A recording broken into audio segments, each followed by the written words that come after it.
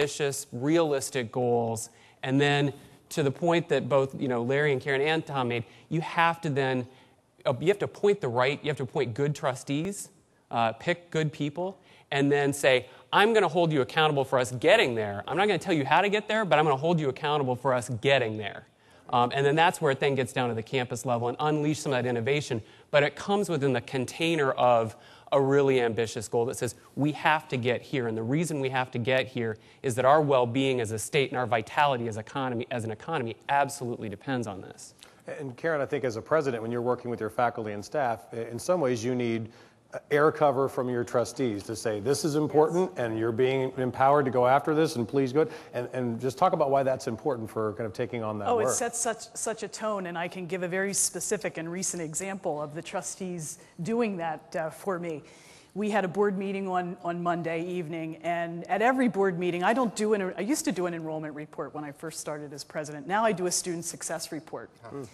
And I also showcase, and it's usually 5 to 7 minutes, one of the promising practices and give the data background and then talk a little bit about the work.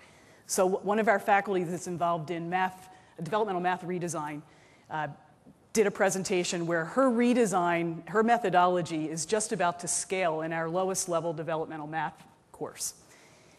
And her results are fabulous, 70% in the way it's being taught now versus 30% in the old way. And she said at the very end of the presentation, 11 of our 14 faculty that are teaching this are now teaching it this way. And one of the trustees said to her, why isn't it so obvious, why isn't everyone teaching it this way? And she said, well, Dr. Stout has asked me that same question for about 3 semesters because I've watched the results. And I keep telling her, I will get everybody to teach it this way. You don't have to bring the hammer down. And so next semester, she does have all 14 of her colleagues teaching it that way. Now, it took 5 semesters from the start of the pilot to get there. Is that too slow? Yes, given the imperative of the call to completion. But it will move my institution forward much more rapidly in the long run. If I only look at that one intervention, yeah, it's too slow. But when the trustee said that, and I had a group of faculty at that board meeting, powerful, because everybody walked out saying the board's engaged, they understand the issue, and they're supporting the president. Yeah. It really is, in some ways, this is leading a changing conversation. I love the idea that you don't do an enrollment report anymore, you do a student success report. Just that alone is a right thumb, left thumb switch, right? Sounds sexy, we like it. Right? But the idea is changing the conversation. And what I get a sense from you all is that's probably the important thing right here is changing the conversation as we're moving this forward.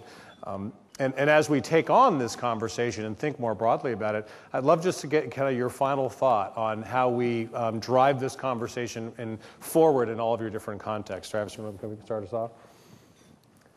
I think it all comes back to what kind of a country and what kind of an economy do we want to have. We know which direction we're headed, and we know what our country is going to look like demographically, and we know how it's been playing out so far.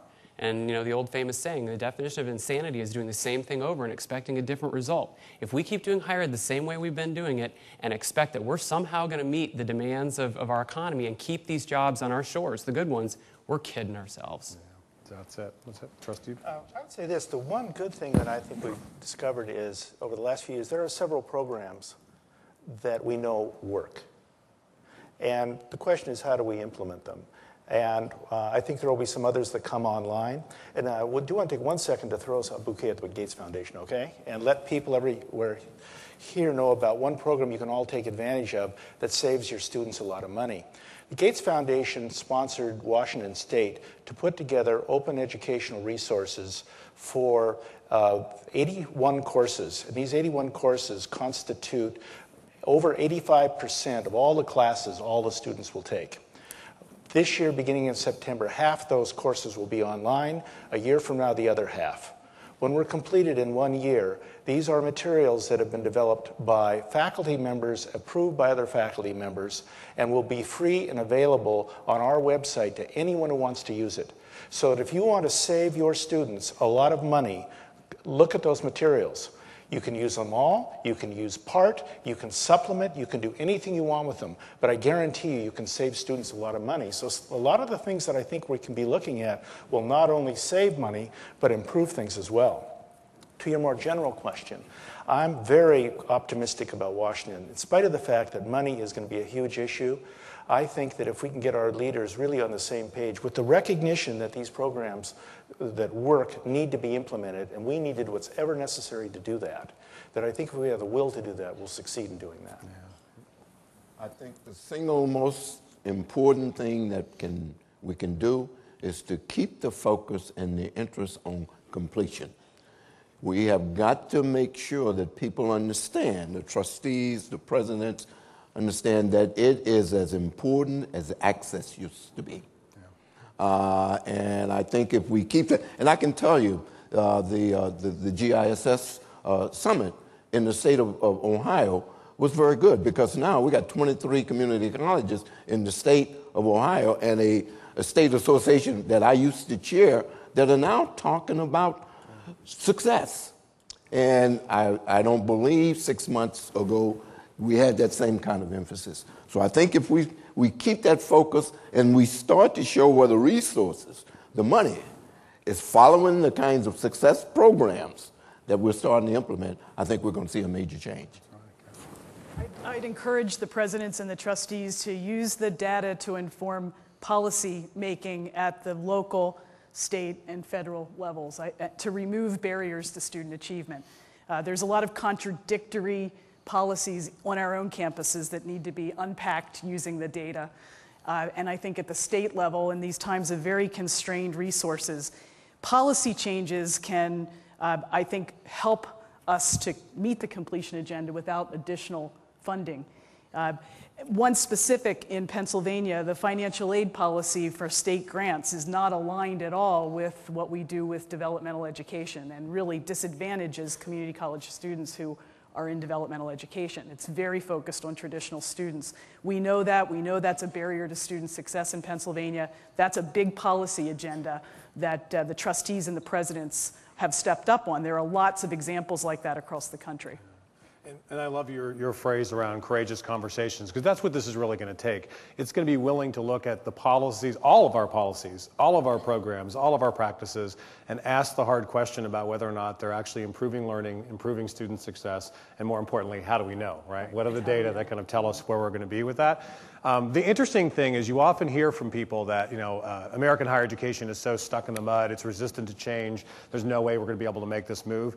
And I want to push back hard on that and make sure you all get this in your blood because you're in this work. But American education is the story of change and reaction to societal and economic imperatives. We invented public universities, we invented public schools, we invented land-grant institutions because of the needs of the mid-1800s, we invented universal high schools out of Kalamazoo, we invented technical institutes and junior colleges, and came together in the late 1940s with the idea of community colleges, which ramped up between the 60s and 70s at one a week. And the whole idea was responding to different societal and economic needs. We've always responded with evolution and revolution, changing what's here, then also having some kind of a revolution that added to the mix. We're in that kind of time right now, and it's going to take the courageous conversations to really get focused on the needs of today, which is that most people need post-secondary education as a pathway to possibility, and our institutions are absolutely square in the middle of that, and we have to kind of own that responsibility and take it seriously. Please join me in thanking our folks for the conversation today.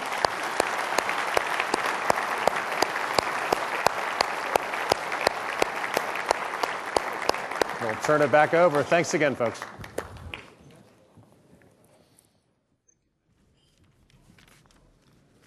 Ladies and gentlemen, please join me in thanking our four esteemed speakers for sharing their thoughts with us today about the College Completion Challenge. Now, it is very important for your voice to be heard in this discussion. I'd like to make sure that you please join us for the town hall meeting on the completion agenda to be held from 4:30 p.m. until 6 p.m. tonight in the Dominion South of the second floor. We also look forward to seeing each and every one of you this evening for the ACCT Leadership Congress welcome reception beginning at 5:30 p.m. in the Grand Ballroom here. Please remember to fill out your Congress or evaluation forms located in your registration materials. Forms can be turned in at the Congress registration desk or sent to ACCT after the Congress. Please help us accommodate your needs and interests by contributing to the feedback process. Thank you and enjoy your day. This session is hereby adjourned. Thank you.